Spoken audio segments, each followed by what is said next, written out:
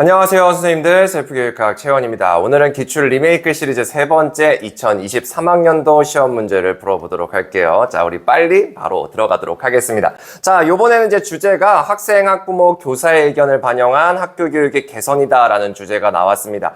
자, 우리가 이제 코로나 시기 이후로 학교의 자율성 이런 것들이 굉장히 강조되게 되었는데, 학교가 자율성을 부여하면서 학교가 자율성을 발휘하게 되면서 교장 혼자서 또는 교사 혼자서 학교를 꾸리라는 것이 아니라 이제는 학생, 학부모, 교사 이런 사람들의 다양한 의견을 반영을 하면서 학교를 맞춤형으로 운영하는 것이 강조되고 있어요. 어떻게 보면 학교 운영위원회 이런 것들도 이런 추세 속에서 강조되는 부분이라고 할 수가 있습니다. 자, 그러면서 이제 여러 가지 문제가 나오게 되었는데 저는 이 해에 이제 시험 문제를 받아봤을 때 굉장히 고무적이었어요. 왜 그랬냐? 이전까지는 뭐 여러 가지 자료들이 나왔었지만 거의 대부분이 뭐 신문 기사형 아니면 대화형 뭐 이런 것들이 대부분이었었거든요. 근데 유독 이번 시험, 이때 2023학년도에는 자료가 나왔습니다. 통계 자료 나왔고요. 학생들의 뭐 의견 이런 것들 나왔었고 분석 보고서 이런 것들이 나오게 되었습니다. 결국 여러분들이 봐야 될 자료가 굉장히 풍부해졌었는데 왜 이런 문제들이 나왔었냐? 여러분들이 이제 교직 생활하다 보면 굉장히 다양하고 많은 자료들을 만나게 됩니다. 학교생활기록부 자료, 학생들에 대한 무슨 평가 자료, 그 다음에 뭐 교육과정 보고서, 교육과정 그 문서들, 뭐 지역사회 기사들 이런 것들 굉장히 많은 자료들을 만나게 되는데 교사로서 좋은 교육을 위해서라면 그런 자료들을 정확하게 읽고 해석할 수 있어야 됩니다. 따라서 이렇게 문제에도 자료를 분석하는 문제가 나왔다라고 할 수가 있을 것 같아요. 자, 지문이 약간은 어색하기는 했지만 문제의 난이도는 그렇게까지 어렵지는 않았어요. 뭐 자기 효능감, 자아 효능감 이론이라든지 형성평가, 경험 중심 교육과정, 학문 중심 교육과정, 뭐 관료제 등 사실은 뭐 이론적으로 봤을 때는 뭐 생소한 이론들은 아니었습니다. 그리고 이제 문제 난이도 같은 경우에도 21학년도, 22학년도를 이제 거치면서 현장형 문제에 대한 익숙함이 생겼을 것이고요. 조건에 대해서도 문제에서 이런 측면으로 써야 되겠구나 라는 것들이 나오기 때문에 문제 난이도도 그렇게 어렵지는 않았습니다. 그래서 이제 소주제별로도 그렇게까지는, 그러니까 소주제 1을 제외하고는 소주제 1도 사실은 그렇게까지 어려운 건 아니었습니다. 그래서 우리가 문제가 어렵지 않았었고 우리가 통상적으로 1차 합격자 같은 경우에는 17에서 18점 정도 나온 것이 이때의 시험의 특징이다라고 볼 수가 있습니다. 자, 그래서 여러분들이 이제 이 문제를 풀 때 핵심은 뭐냐? 차분하게 지문과 문제를 정확하게 읽는 것이라고 할 수가 있어요. 자료가 많이 나왔잖아요. 근데 그 자료들 교수님들이 그냥 허투루 문제를 만들지는 않습니다. 분명 그 자료들, 그 문제 내용에는 답의 힌트가 될 수 있는, 방향이 될 수 있는 것들을 군데군데 넣어놓게 돼요. 그래서 여러분들은 조금 떨리는 마음이 있다 하더라도 차분하게 지문과 문제를 정확하게 읽어 나갔으면 사실은 그렇게까지 어렵지 않게는 문제를 풀지 않았을까라고 생각이 듭니다. 따라서 이제 지문이나 문제 속에 나왔었던 뭐뭐를 분석한, 뭐뭐 이후, 교사 측면, 선정, 조직, 방안, 규칙과 규정이 주는 순기능과 역기능 이런 것들을 잘 읽어냈었으면 우리가 문제를 쉽게 풀 수 있었다라고 말씀을 드릴 수가 있을 것 같아요. 자, 그럼 우리 바로 문제를 풀어보도록 합시다. 자, 그래서 여러 가지 조사가 나왔는데 학생, 학부모, 교사의 의견을 반영한 학교 교육의 개선이라는 주제로 교수 전략, 평가, 과정, 학교 조직을 구성 요소로 해서 우리가 답을 써내려가면 됩니다. 역시나 초안에다가 기본적인 틀, 밑그림을 잡아가시면 좋을 것 같고요. 이제 우리는 배점, 문제를 보면서 어떤 것들이 문제에 나왔는지 확인해 주시면 될 것 같습니다. 자, 한번 보도록 할게요. 소주제 1부터. 평가 보고서에서 자기 효능감 형성에 영향을 미친다고 분석한 요인에 따른 교수 전략 2가지. 자기 효능감을 높이기 위한 교수 전략 2가지가 아니라 자기 효능감 형성에 영향을 미쳤다고 본 이 보고서에 뭔가 요인이 있는 거예요. 그 요인에 따라서 교수 전략 2가지를 쓰는 것입니다. 자, 그리고 두 번째, 자기 조절 과정에서 목표 설정과 계획 단계 이후에요. 목표 설정과 계획 단계에서가 아니라 목표 설정과 계획 단계가 끝나고 난 뒤에 지원 방안에 대해서 써야 됩니다. 자, 그러면 지원 방안이라고 하면 주체는 누굴까요? 학생이에요? 아니겠죠. 교사 또는 학교일 거예요. 그래서 이거는 교사의 입장 또는 학교의 입장에서 목표 설정과 계획 이후 단계에서의 지원 방안을 써주시면 됩니다. 자, 소주제 2로 보도록 합시다. 평가 보고서에서 언급한 형성평가가 있는데 그것을 교사 측면에서 활용할 수 있는 방안이에요. 사실 이제 평가의 활용 방안 이렇게 하면 우리 평가의 기본적인 기능들이 있겠지만 여기서는 교사 측면에 조금 더 포커싱을 주면 될 것 같습니다. 자, 두 번째, 평가 보고서에서 제안한 타당도의 명칭. 뭔가 평가 보고서에서 이러이러한 타당도가 있습니다라고 얘기를 했겠죠. 그것에 대한 명칭을 써주시면 될 것이고요. 그리고 그 타당도를 확보하는 방안을 한 가지를 작성해 주시면 될 것 같아요. 자, 그럼 우리 또 간단하게 이렇게 문제를 분석할 수가 있을 것 같습니다. 이거 오타가 났습니다. 자기 효능감 형성을 위한 교수 전략인데 필요하다고 하면 분석 요인 이렇게 우리가 써놓는다고 하면 조건을 놓치지 않을 것이고요. 목표 설정과 계획 이후의 지원 방안이에요. 자기조절 과정에서. 그래서 우리가 그것들을 써주면 될 것 같고 형성평가의 결과 활용 방안을 교사 측면에서 씁니다. 그 다음에 타당도의 명칭과 타당도의 확보 방안 이렇게 문제를 분석하면 될 것 같아요. 자, 그러다 보면 이제 소주제 3과 4를 보도록 합시다. 평가 보고서에서 학교 교육과정 편성 운영의 만족도를 높인 것으로 분석한 교육과정 이론 뭔가 있나 봐요. 그것의 장점 두 가지를 쓴 겁니다. 여기서는 다행히도 뭐뭐 측면이란 얘기는 없지만 혹시 지문에 뭔가 나올 수 있을 거니까 여기서는 섣불리 답을 쓰시지 마셔야 될 것이고요. 자, 두 번째, 학교 교육과정을 보완하기 위해서 제안한 교육과정 이론의 교육 내용 선정과 조직 방안이에요. 자, 우리 시험에서 이렇게 온점, 중간에 점이 찍히게 되면 사실은 이게 엄밀하게 보면 선정 조직 방안 두 가지를 쓰는 거지만 우리 시험은 유독 약간 이거는 선정 하나, 조직 하나 이렇게 구분하도록 시험 문제가 나오고는 있거든요. 그래서 저 같으면 이런 문제들이 나왔을 때 하나씩 생각하는 편입니다. 자, 그 다음에 이제 네 번째, 소주제 네 번째 보면 평가 보고서에서 언급한 관료제 이론의 특징 중에 규칙과 규정이 학교 조직에 미치는 순기능과 역기능이에요.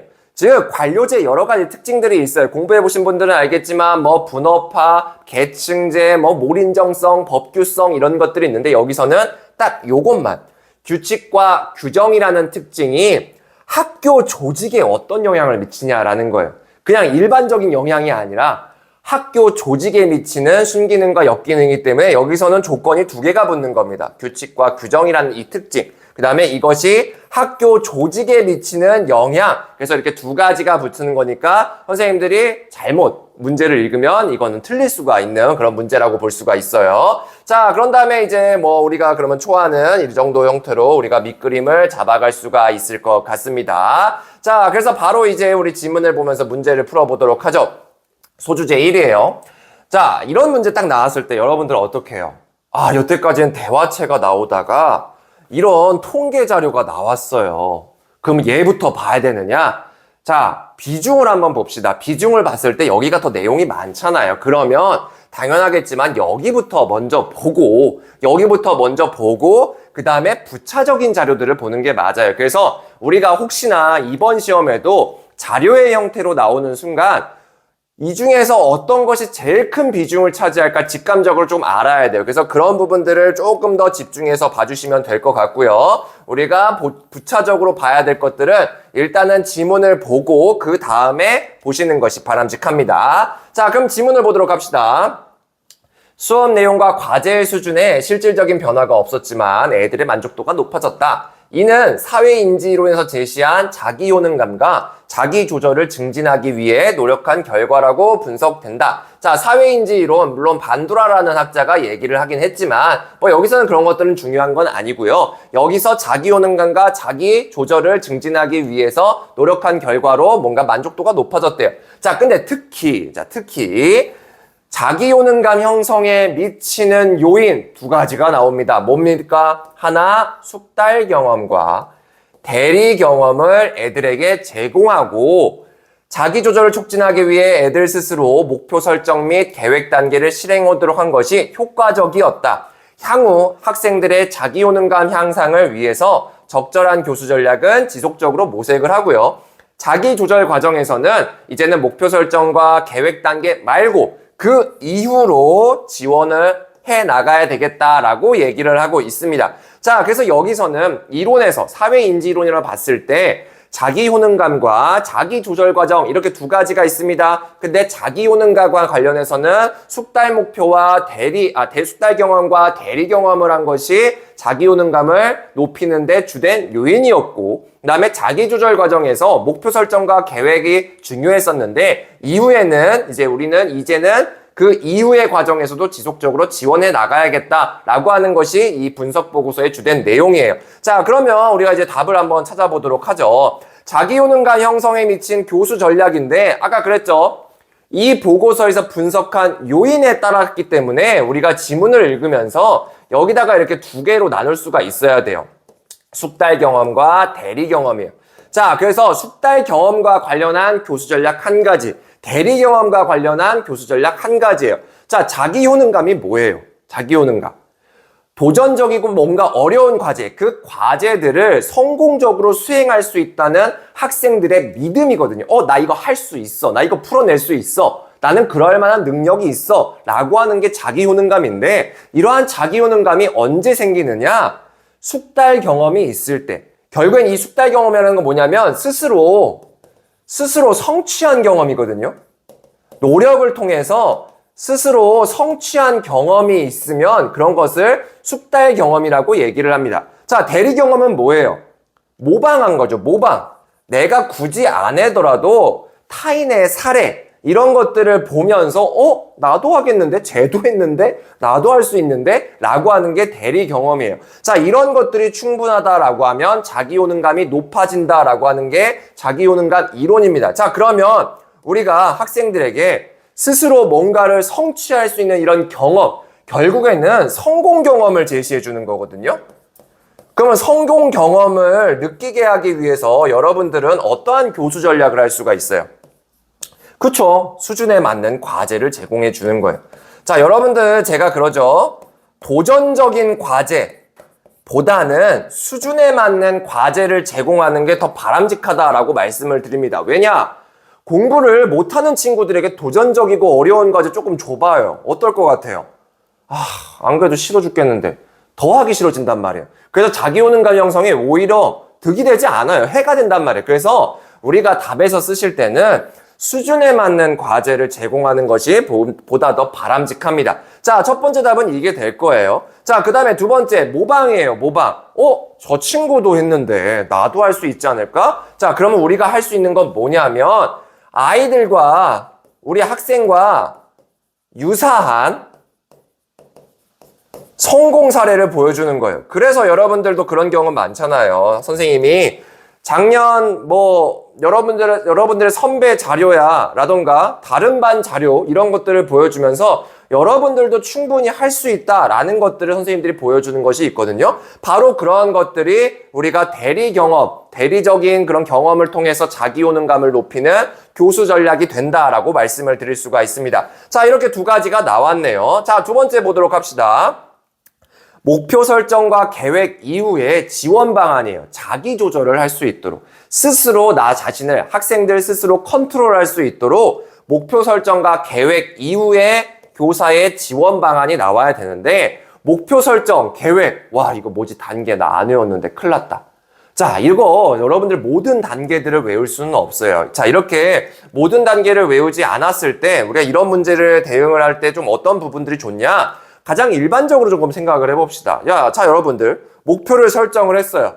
그 다음에 계획을 수립을 했어요. 그럼 그 다음에 뭐 하겠어요? 당연하겠지만 실행해야 되겠죠.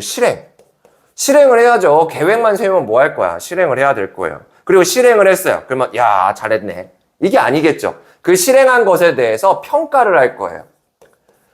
자, 목표 설정하고 계획을 수립을 했어요. 그런 다음에는 실행하고 평가를 할 건데 자, 학생들이 스스로 실행을 하고 학생들이 스스로 평가를 잘하기 위해서 교사는 무엇을 해줘야 되냐는 거예요.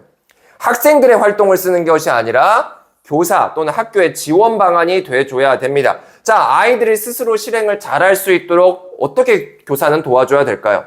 스스로 해낼 수 있는 그런 문제들을 제공해 줘야 되겠죠. 연습의 기회를 제공해 주는 거예요. 연습의 기회 제공.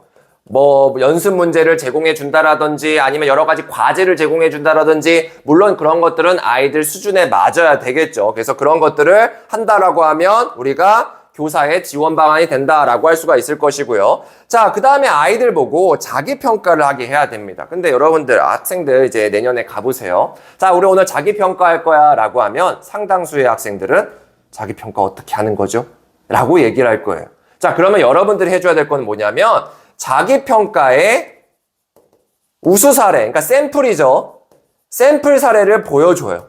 그러면서 이렇게 한번 하면 될 것 같아. 일종의 또 대리 경험이 될 수가 있겠죠. 자, 이런 것들이 될 수 있겠고, 그 다음에 아이들이 자기평가를 못하는 이유 중에 하나, 물론 몰라서 그런 걸 수도 있겠지만 평가의 기준을 모를 수도 있거든요. 무엇을 기준으로 나를 평가해야 되지? 이런 것들을 모를 수 있기 때문에 자기평가의 기준을 제공해 주는 거, 이런 것들도 우리가 평가 단계에서 학생을 지원하는 방안이 될 수가 있습니다. 바로 이런 것들이 우리가 목표 설정과 계획 이후에 학생들의 자기 조절을 촉진할 수 있는 교사의 지원 방안이 된다라고 말씀을 드릴 수가 있을 것 같아요. 자, 그래서 오늘은 우리가 이제 자아 효능감, 자기 효능감, 이것에 대해서 조금 더 말씀을 드리고 싶은데, 자아 효능감 아까도 말씀을 드렸지만 이거는 정의가 뭐냐? 과제가 있어요. 근데 과제를 성공적으로 수행할 수 있다는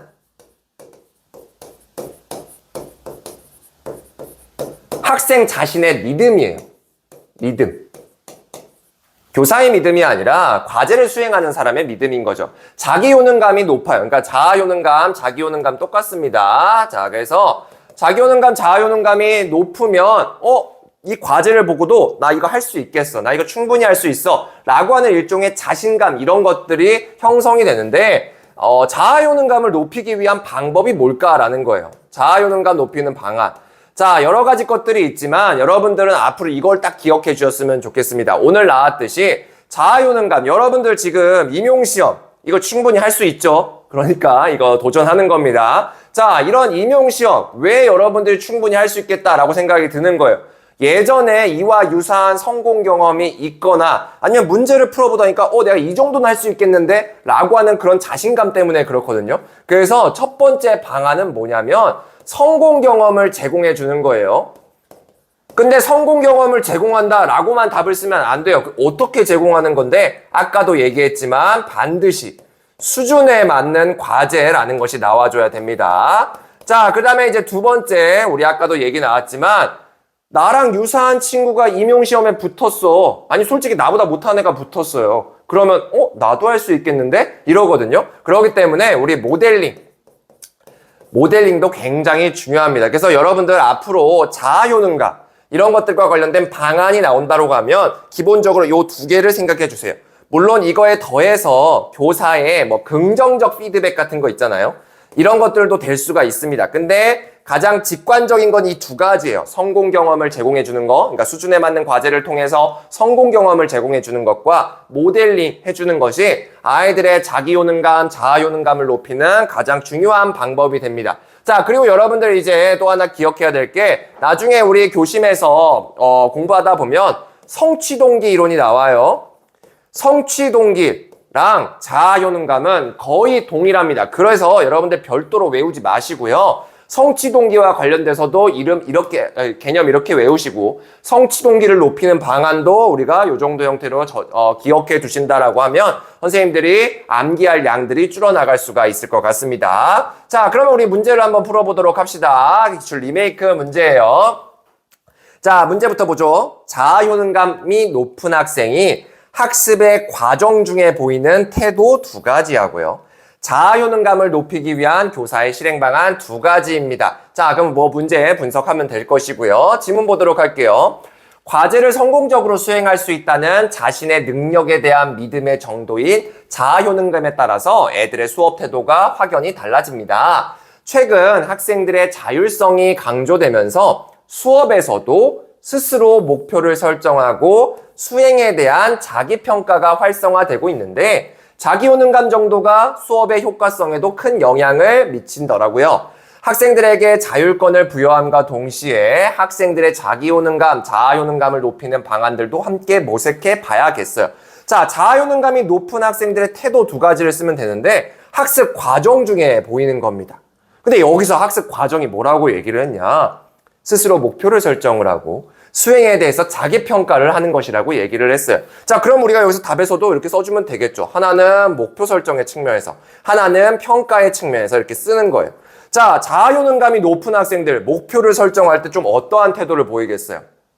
스스로 목표를 설정한다라거나 내가 스스로 할 수 있기 때문에 약간은 도전적인 목표를 수립한다라거나 이렇게 됩니다. 자율적으로 또는 도전적인 목표 이런 것들을 가지고 있는 것이 자기야 효능감이 높은 학생들의 특징이라고 볼 수가 있어요. 여기다 쓸까요? 도전적, 자율적 태도 이렇게 써볼 수가 있을 것 같고요. 그 다음에 평가를 할 때 자, 자기 자아효능감이 높은 학생들 평가를 하는 그 과정에서 어떻게 할까요? 굉장히 공정하게 할 거예요. 아니면 평가가 혹시나 안 좋게 나왔다 하더라도 거기에 좌절하지 않을 겁니다. 자, 어쨌든 굉장히 자기 객관화가 잘 돼 있을 거예요. 자기 객관화 또는 인내심 이런 것들도 좋을 겁니다.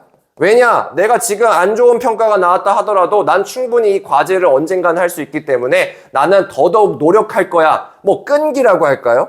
이런 것들도 가지고 있을 것 같습니다. 바로 우리가 지문을 보면서 자아효능감이 높은 친구들은 이러한 태도들을 가지고 있구나 라고 생각해 주시면 될 것 같고요. 자아효능감을 높이기 위한 교사의 실행 방안은 방금도 나왔었지만 우리 수준에 맞는 과제를 제시해서 성공 경험을 제시한다. 그 다음에 우리 모델링 이런 것들을 하면서 아이들이 대리 경험을 통해서 자아효능감을 높여줄 수 있도록 해줘야 된다라고 하는 겁니다. 자, 그래서 답에서도 그렇게 써놨어요. 첫째, 자신의 능력에 대한 믿음을 바탕으로 호기심과 적극성을 보이면서 도전적인 목표를 선택을 합니다. 그러니까 목표 설정의 측면에서는 호기심과 적극성이 있다라고 썼고요. 그 다음에 이제 평가적인 측면에서 뭐라고 했느냐? 긍정적인 태도를 바탕으로 자신의 전략을 계속해서 수정하는, 보완하는 거예요. 그러니까 평가 과정에서 혹시나 나쁜 것이 나왔다 하더라도 긍정적인 태도, 낙관적인 태도라고 할까요? 이런 것들도 가지고 있다라고 써주시면 될 것 같습니다.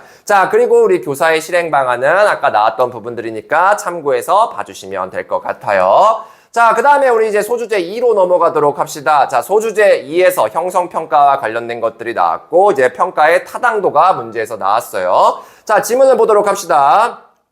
수업 진행 중에 퀴즈, 질문과 같은 형성평가 방법을 적절하게 적용한 점이 학생들의 평가 만족도를 높인 것으로 분석이 됐습니다. 학생들이 이러한 평가로 인해서 부담감을 느끼지 않도록 형성평가에 대해 잘 설명한 것이 효과가 있었습니다. 한편 학생 의견 중에 검사의 타당도에 대한 의견도 있었는데요. 교육 현장에서는 정기고사의 평가 방법도 중요하니까 앞으로 평가 문항을 개발할 때는 교육 과정에 따라 수업 중에 가르친 부분을 점검해서 타당도를 높일 수 있는 그런 방안들을 모색해 봐야 되겠습니다. 자, 그리고 이제 우리가 이런 학생들의 반응들을 봤는데 수업 중 퀴즈 질문이 학습에 도움이 됐어요. 시험 문제가 수업에서 배운 것과 약간 다른 것 같아요. 이런 내용들이 나오고 있습니다. 우리가 문제를 푸는 데 있어서 직접적으로 더 중요한 부분들은 이 지문이니까 지문을 바탕으로 문제를 풀어주시면 될 것 같습니다. 자, 어쨌든 여기서 말하는 형성평가는 뭐였냐? 퀴즈하고 질문이었네요. 이런 퀴즈, 질문 등을 통해서 여러 가지 정보들을 얻게 될 겁니다. 이 학생이 이렇게 잘 따라오고 있구나. 이 학생은 잘 못 따라오고 있네. 나는 이렇게 가르쳤고 잘 가르쳤다고 생각했는데 왜 우리 아이들이 답을 못하지? 혹시 내 수업 방식에 뭔가 문제가 있지 않았나? 이런 생각들을 할 거예요. 즉, 교사는 형성평가를 바탕으로 두 가지 일을 할 수가 있을 것 같습니다. 뭐냐? 문제를 내고 풀게 하면서 학습자를 이해할 거예요.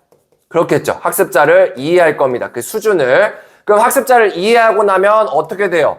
수준에 맞는 과제를 제시해 주겠죠. 맞춤형 수업을 할 수 있을 거예요. 수준에 맞는 과제를 제공할 때 이 형성평가의 결과를 활용할 수 있을 것 같아요. 어쨌든 주체는 교사 측면에서 써줘야 됩니다. 자, 두 번째. 나는 A를 가르쳤어요. A, B, C를 가르쳤는데 왜 아이들이 답을 할 때 A밖에 답을 못하지? 혹시 내가 B, C를 가르칠 때 뭔가 잘못하지 않았나? 나의 수업을 반성해요. 그리고 나서 나중에 나의 수업 전략, 수정하게 되겠죠. 이게 뭐예요? 학습을 위한 평가잖아요. 학습을 위한 평가. 학습을 위한 평가. 자, 그래서 우리 형성평가의 결과 활용 방안은 학습자 맞춤형 과제를 제공할 때도 쓸 수 있겠고, 나의 수업을 반성할 때도 쓸 수가 있어요. 이런 것들을 이제 기본적인 형성평가의 결과 활용 방안이다라고 볼 수가 있습니다. 자, 그 다음에 이제 타당도의 명칭과 타당도의 확보 방안을 쓰는데, 자, 여기 아까 내용을 봤죠? 교육 과정에 따라서 수업 중에 가르친 부분을 점검해서 하는 거예요. 결국에는 교육 과정에 충실해서 내가 가르친 내용에 한해서 우리가 평가를 해야 된다. 즉 우리가 요거 같은 경우에는 내용 타당도라고 볼 수가 있어요. 내용 타당도. 가르친 것에서 목적 달성을 위해서 우리가 충실히 가르친 내용에 한해서 우리가 평가를 해야 된다와 관련된 것이 내용 타당도인데, 이 내용 타당도는 다시 교과 타당도하고 교수 타당도로 구분하게 돼요. 교육 과정에 충실해서 우리가 평가를 해야 된다가 교과 타당도고요. 그 다음에 수업 중에 가르친 내용에 따라서 우리가 평가를 해야 된다가 교수 타당도예요. 이 당시에 뭐 이것만 보고 교수 타당도다라고 하는 경우가 있는데 아니에요. 여기 보면 교과 타당도, 교수 타당도가 있기 때문에 내용 타당도를 쓰는 것이 가장 정확한 답이 되게 됩니다. 자, 이러한 내용 타당도를 확보하기 위한 방안, 아마 우리 공부를 많이 하신 분들은 이미 다 알고 계실 거예요. 이원 목적 분류표죠. 내용소하고 행동 요소를 분석하는 이원 목적 분류표를 통해서 내용 타당도를 확보한다라고 사실은 모든 교과서에 좀 나와 있기 때문에 이런 것들은 약간 이렇게 매칭을 시켜주시면 될 것 같습니다. 자, 우리가 이번에 타당도 문제가 나왔는데 내용 타당도는 앞으로 이제 시험에 또 한 번 나올 수 있죠, 당연히. 근데 타당도와 관련된 다른 것들도 충분히 나올 것이 있습니다. 특히나 정말 중요한 것 중에 하나가 바로 구인 타당도예요. 구인 타당도. 그래서 여러분들은 구인 타당도의 개념을 정확하게 알아주시면 좋은데 이 구인 타당도는 정의가 뭐냐? 조작적으로 정의되지 않은 심리적 특성을 세부 요인으로 분석해 정의할 거예요. 정의한 후 평가가 그 세부 요인을 정확하게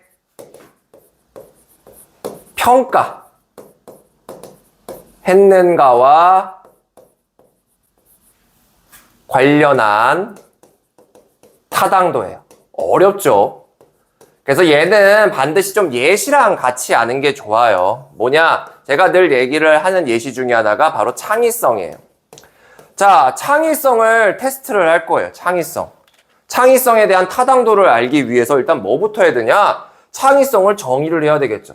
창의성을 먼저 정의를 합니다. 창의성에 대해서 여러분이 여러 가지 책을 봤더니 새롭고 적절한 것을 창출해내는 능력이다 라고 정의를 해요. 이런 것을 조작적 정의라고 하고, 그 다음에 창의성에 대해서 세부 요인으로 분석을 합니다. 요인을 분석을 해요. 창의성의 세부 구성 요인들을 분석해 봤더니 유창성, 많은 답을 내는 유창성, 다양한 답을 내는 융통성, 뭐 창의적인 독창성, 그 다음에 뭐 정교성도 있죠. 그리고 뭐 도전적인 태도, 이런 것들을 썼다고 봅시다. 그런 다음에 평가가, 어떠한 평가가 있어요. A 테스트라는 게 있는데 이러한 평가가 유창성, 융통성, 독창성, 정교성, 도전적인 태도, 이런 것들과 관련돼서 충실하게 테스트가 됐다라고 하면 그 A 테스트는 구인 타당도가 높다라고 나오는 겁니다. 굉장히 어렵죠. 그래서 여러분들 얘는 솔직히 말씀드릴게요. 단순 암기가 필요해요. 구인 타당도는 단순 암기가 필요하고요. 그러면 구인 타당도를 확보하기 위해서 우리는 뭘 해줘야 되느냐? 이 내가 측정하고자 하는 것들을 세부 요인으로 분석하는 거예요. 바로 그것을 요인 분석법이라고 얘기를 합니다. 자, 우리 내용 타당도 확보 방안, 이원 목적 분류표라고 그냥 단순하게 외웠어요.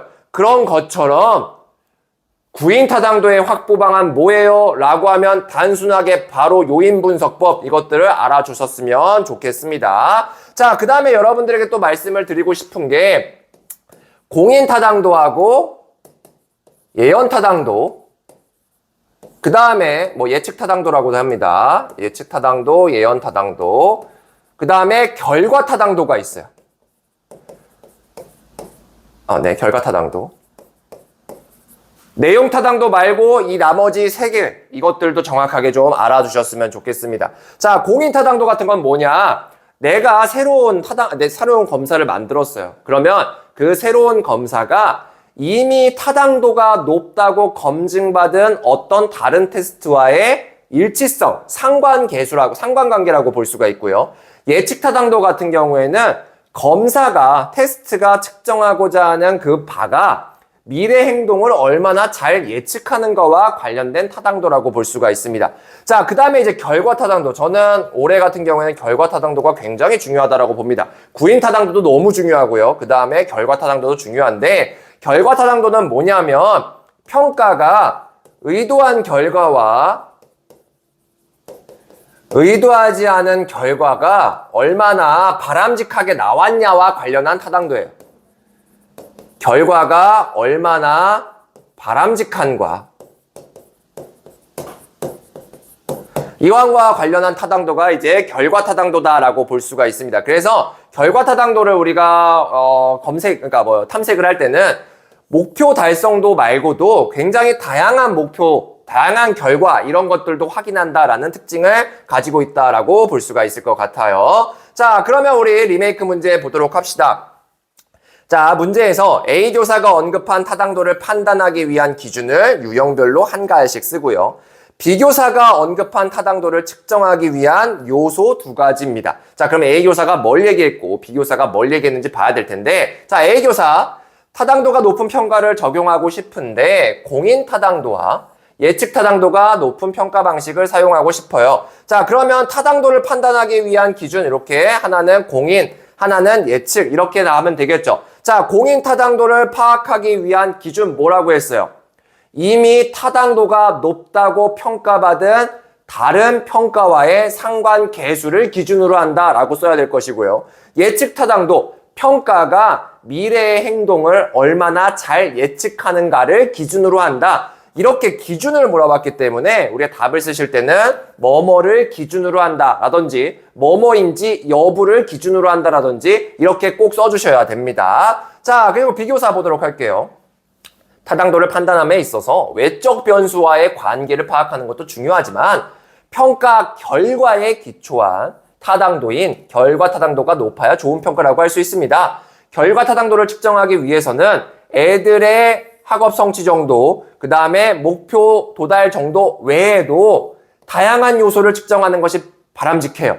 자, 결국에는 비교사는 뭐라고 얘기를 한 거냐? 우리가 평가의 타당도가 높다라고 하는 것은 목표 도달 정도, 중요하다 이거예요. 근데 그거 말고도 다양한 결과까지도 파악을 해줘야 된다라는 겁니다. 자, 그러면 다양한 결과, 시험 때문에 나타나게 되는 다양한 결과들 뭐가 있을까요? 목표 도달 정도, 학업 성취 정도 말고요. 결과 타당도를 파악하기 위한 요소로서 학생의 심리 정서에 미치는 영향, 이런 것들도 있고요. 사회에 미치는 영향, 이런 것들도 있어요. 자, 뭐냐, 제가 우리 수능을 많이 예시로 듭니다. 수능 시험. 수능 시험은 타당도가 높아요, 낮아요? 대학 수학 시험 능력은 사실은 연구 결과에 따르면 굉장히 내용 타당도는 높다라는 결과도 굉장히 많아요. 교육 과정에 충실했죠. 교사가 가르치는 것에 대해서 충실했죠. 내용소와 행동소, 이원 목적 분류표에 따라서 굉장히 잘 냈기 때문에 내용 타당도가 높다라고 평가받을 수가 있는 겁니다. 근데 수능 때문에 어떤 일이 발생하게 돼요? 사실 지금은 예전 같지는 않지만 90년대, 2000년대 초반에 보면 수능만 끝나면 그렇게 안 좋은 뉴스들이 많이 나왔었어요. 아이들의 심리적이고 정서적인 요인에 악영향을 미쳤다. 그리고 그놈의 수능 때문에 어떻게 돼요? 방학만 되면 또는 어떻게 되면 학생들, 지방에 있는 학생들이 서울로 올라가가지고 막 입시 막 이런 것들에 치우쳐가지고 사교육비가 막 떠요. 우리는 그런 것들을 의도하지는 않았지만 어쨌든 수능 때문에 아이들이 심리적으로 스트레스도 받고 사회적인 비용들도 늘어나고 있는 거예요. 그렇게 본다고 하면 수능 시험이라는 것은 결과 타당도가 좋지는 않은 거죠. 자, 요새는 이런 것들이 강조되고 있는 거예요. 그렇기 때문에 반드시 결과 타당도에 대해서 알아주셨으면 좋겠습니다. 자, 그럼 이제 답에서 보면 첫 번째 공인 타당도의 경우에는 무엇을 기준으로 하느냐? 기존의 타당도가 높다고 판단된 평가 도구하고 새로운 평가 도구와의 상관관계를 기준으로 합니다. 라고 얘기를 하고 있고요. 자, 두 번째, 우리 예측 타당도 같은 경우에는 실시한 검사가 미래의 행동이 수행을 어느 정도 예측하는가와 관련해서 우리가 한다. 반드시 뭐뭐뭐를 기준으로 한다. 이렇게 써주시면 되고요. 결과 타당도와 관련돼서 측정해야 되는 요소가 뭐냐? 평가가 피평가자에게 미치는 심리 정서적인 영향. 수능 때문에 여러분들 피폐해졌었잖아요. 자, 그리고 두 번째, 평가가 사회 환경에 미치는 영향. 이런 것들도 우리가 결과 타당도를 측정하기 위한 세부적인 요소다라고 볼 수가 있을 것 같습니다. 여러분들 이제 요새 많이 나오잖아요. 수행평가 제발 폐지해주세요. 뭐 이런 얘기들도 있어요. 근데 이러한 것들이 왜 이런 얘기가 나왔냐? 역시나 수행평가도 내용 타당도 굉장히 높을 수 있습니다. 하지만 아이들에게 너무 많은 부담을 주고 있고요. 그것들 때문에 다른 공부를 못하고 막 그런데요. 그러다 보니까 결과 타당도 측면에서 아쉬움이 있을 수 있기 때문에 선생님들이 반드시 결과 타당도 이것들을 기억해 주시기를 바라겠습니다. 자, 그 다음에 이제 소주제 3으로 넘어가도록 합시다. 소주제 3에서는 우리 이제 지문을 보면서 어떠한 교육과정 이론들이 나왔는지 확인하는 것이 필요합니다. 자, 우리 학교에서는 듀이의 경험중심 교육과정 이론에 근거해서 과목을 다양화하고 경험을 통한 학습이 가능하도록 하였습니다. 이 점이 학부모들의 만족도를 높인 것으로 분석이 되었는데, 한편 애들은 지식에 더 중점을 두고 학습하기를 희망하는 학부모의 의견들도 있었습니다. 그렇죠. 조금은 가르칠 건 가르쳤으면 좋겠다라는 학부모들도 있을 거예요. 이를 반영해서 학생들이 교과 학습에 도움을 줄 수 있도록 교육과정의 내용 체계를 보완할 필요가 있는데, 다음 학년도에는 학문적 지식을 강조한 브루너의 교육과정 이론을 바탕으로 교육 내용을 선정 조직하는 방안을 보다 체계화해서 균형 잡힌 교육과정을 편성 운영해야 될 것 같습니다. 자, 그리고 이제 여기 있는 자료들을 봤더니 우리 아이가 다양한 과목과 활동을 경험할 수가 있어서 좋았어요. 자, 과목 다양화, 경험, 활동 다양화 이런 것들이 나오면 답에서 어느 정도 써주셔도 좋습니다. 자, 그 다음에 뭐 학문적 지식을 조금 더 다루어졌으면 좋겠습니다. 그래서 이렇게 두 가지 측면으로 나오게 되는데, 자, 첫 번째 우리가 여기서 만족도를 높인 것으로 분석한 교육과정 이론은 경험중심 교육과정이 되겠죠. 경험중심 교육과정 이론의 장점을 쓰면 되는데, 자, 어떤 것에 장점을 쓸 때 제일 쉬운 거가 뭐라고 했어요? 애들에게 미치는 영향이에요. 그럼 애들에게 미치는 영향은 다시 학습자의 머리, 학습자의 마음에 미치는 영향을 쓰면 될 것 같습니다. 자, 우리 경험중심 교육과정을 통해서 인지적인 부분에는 어떻게 되겠어요? 인지 경험의 다양화가 될 수가 있겠죠. 자, 왜? 이럴 때 조금 지문에 있는 것들을 활용해 주는 겁니다. 뭐라고 얘기해 줬냐? 과목을 다양화했대잖아요. 과목을 다양화하게 되면 당연하겠지만 예전보다 훨씬 더 다양한 지식들을 배우기 때문에 인지 경험의 확대, 인지 경험의 다양화 이런 것들이 이 경험중심 교육과정 이론의 장점이 된다라고 볼 수가 있고요. 자, 정의적인 측면 보면 학습 동기 유발일 텐데, 학습 동기 유발이 왜 되냐? 아이들이 다양한 활동을 하잖아요. 직접 체험하니까요. 직접 체험하니까 다양한 활동을 통해서 우리가 학습 동기가 유발이 된다더라라고 답에서 쓸 수가 있을 것 같습니다. 자, 그 다음에 우리 이제 두 번째, 보다 더 우리가 체계화했으면 좋겠다라고 하는 거, 바로 이제 브루너의 교육과정 이론인데, 브루너의 교육과정 이론이 뭐라 그랬어요? 학문중심 교육과정 이론이죠. 그러면 학문중심 교육과정 이론에 따랐을 때 교육 내용 선정과 조직 방안이니까 이렇게 나눠 놓도록 하죠. 자, 그러면 우리가 학문중심 교육과정에서는 어떠한 내용들, 어떠한 학습 내용들을 선정하겠어요? 학문중심 교육과정에서 가장 중요시하는 학습 내용은 뭘까요? 지식의 구조를 스스로 발견하는 것을 강조하고 있잖아요. 결국에는 지식의 구조 중심으로 학습 내용을 선정해야 되는 거예요. 근데 이거는 약간 좀 추상적일 수가 있겠죠. 어떻게 지식의 구조를 중심으로 학습 내용을 선정할 수 있을까요? 동교과 협의회. 이런 수단이 등장해야 된다라고 얘기를 했잖아요. 동교과 협의회. 이게 툴이에요. 동교과 협의회를 통해서 단원에 있는 아니면 내가 가르치고자 하는 그 교과의 지식의 구조를 발견을 하고 그것을 중심으로 학습 경험을 선정을 한다라고 가시면 될 것 같습니다. 자, 그 다음에 이제 조직과 관련돼서는 학문중심 교육 과정에 있어서의 조직 방법, 대표적인 게 있죠. 바로 나선형으로 우리가 조직을 한다. 라고 가시면 될 것 같습니다. 그래서 요것들은 이제 이론과 관련된 부분들이니까 선생님들이 공부하셨다라고 하면 어렵지 않게 답에서 써줄 수 있을 거라고 생각을 들어요. 자, 그러면 이제 우리 학문중심 교육과정 조금만 보도록 합시다.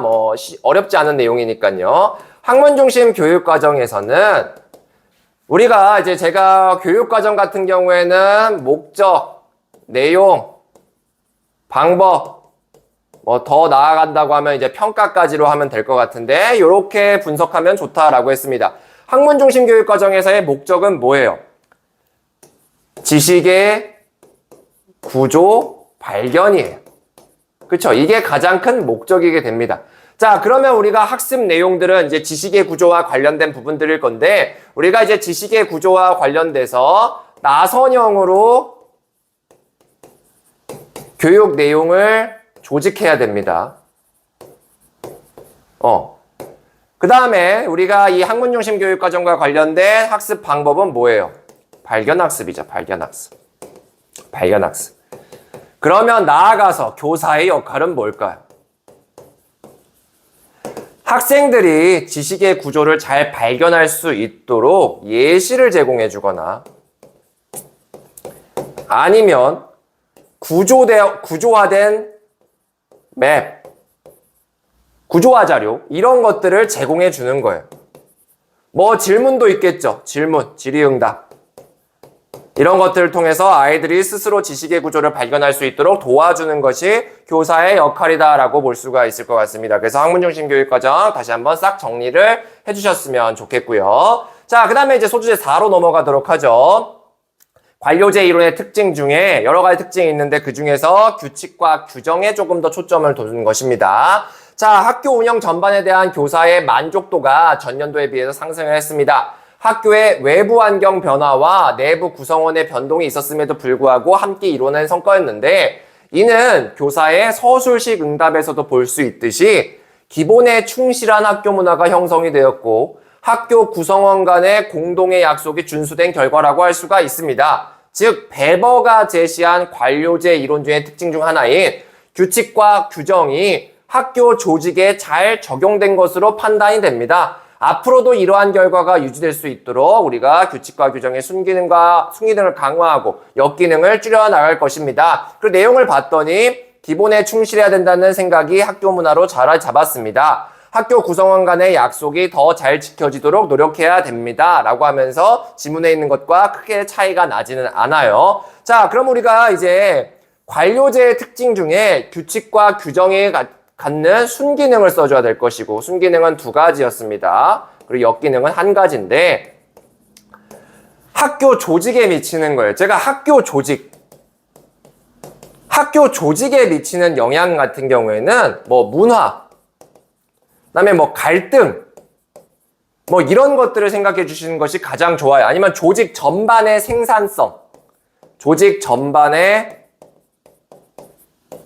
생산성이죠. 이런 것들이 학교 조직에 미치는 영향일 거가 됩니다. 자, 그럼 우리가 순기능을 써줘야 되는데 규칙과 규정, 어떻게 보면 딱딱해 보일 수가 있어요.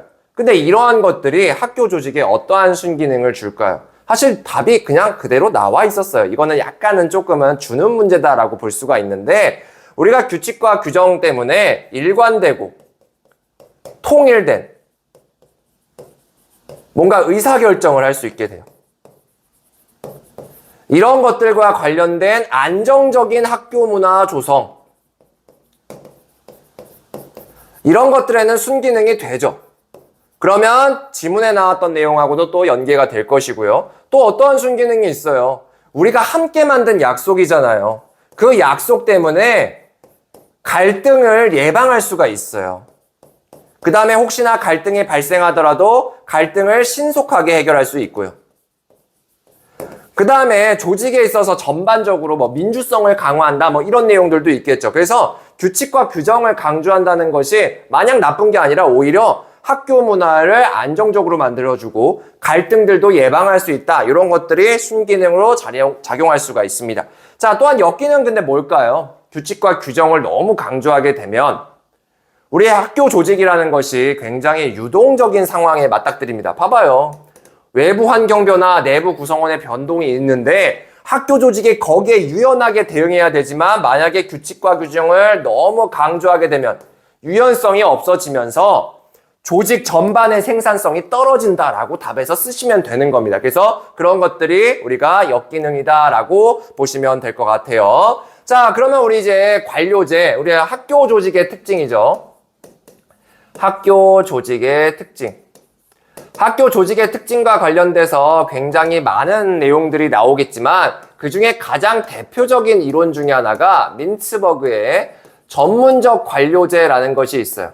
학교는 관료제적인 특성도 있지만 전문가 조직으로서의 특징이 있다. 바로 그게 전문적 관료제의 특징인데 왜 학교는 전문가 조직이라고 보고 있어요? 교수학습에 있어서 교수학습, 뭐 평가도 포함이죠. 교수학습 평가에 있어서 재량권을 가지고 있어요. 교사 개인의 재량권이 충분히 있기 때문에 우리는 교사 조직, 학교 조직을 전문가 조직이라고도 하지만 기본적으로 분업화되어 있죠. 과목별로 또는 뭐 학생부, 무슨 연구부 이런 분업화가 되어 있고요. 장, 감, 교무부장쌤 뭐 이렇게 해서 계층제가 되어 있습니다.